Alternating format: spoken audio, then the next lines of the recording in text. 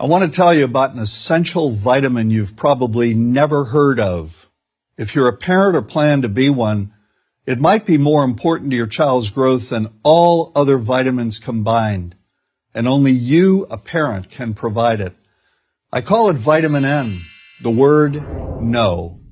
More and more children, I find, are suffering from vitamin N deficiency, and they, their parents, and our entire culture are paying the price.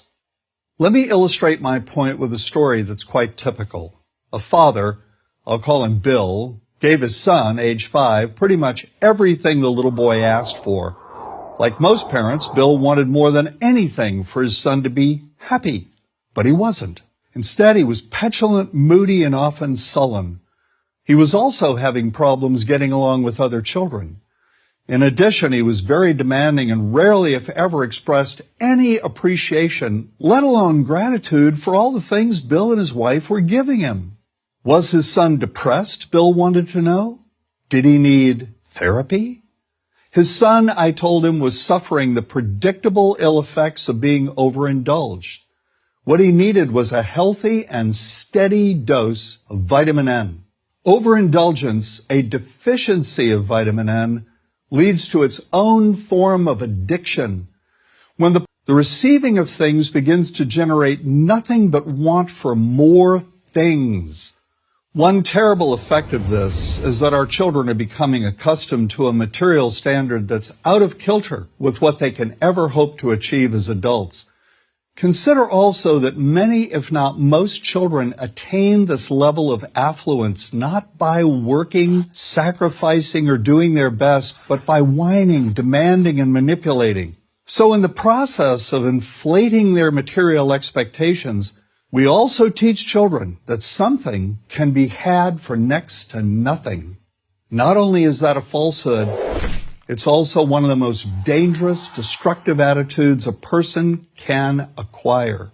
This may go a long way toward explaining why the mental health of children in the 1950s, when kids got a lot less, was significantly better than the mental health of today's kids. Since the 50s, and especially in the last few decades, as indulgence has become the parenting norm, the rates of child and teen depression have skyrocketed. Children who grow up believing in the something for nothing fairy tale are likely to become emotionally stunted, self-centered adults.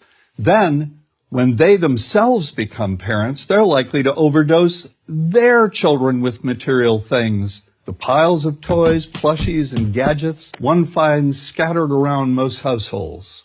In that way, overindulgence, a deficiency of vitamin N, becomes an inherited disease. An addiction passed from one generation to the next. This also explains why children who get too much of what they want rarely take proper care of anything they have. Why should they?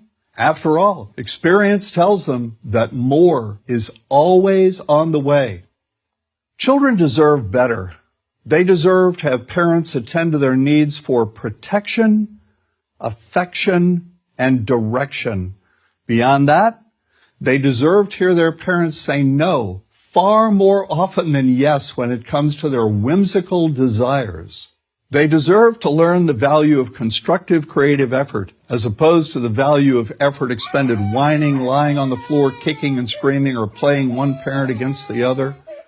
They deserve to learn that work is the only truly fulfilling way of getting anything of value in life, and that the harder they work, the more ultimately fulfilling the outcome. In the process of trying to protect children from frustration, parents have turned reality upside down. A child raised in this topsy-turvy fashion may not have the skills needed to stand on his or her own 2 feet when the time comes to do so. Here's a simple rule. Turn your children's world right side up by giving them all of what they truly need, but no more than 25% of what they simply want. I call this the principle of benign deprivation. No. Vitamin N. Dispense it frequently.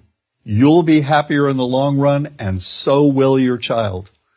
I'm John Rosemond, author and family psychologist for Prager University.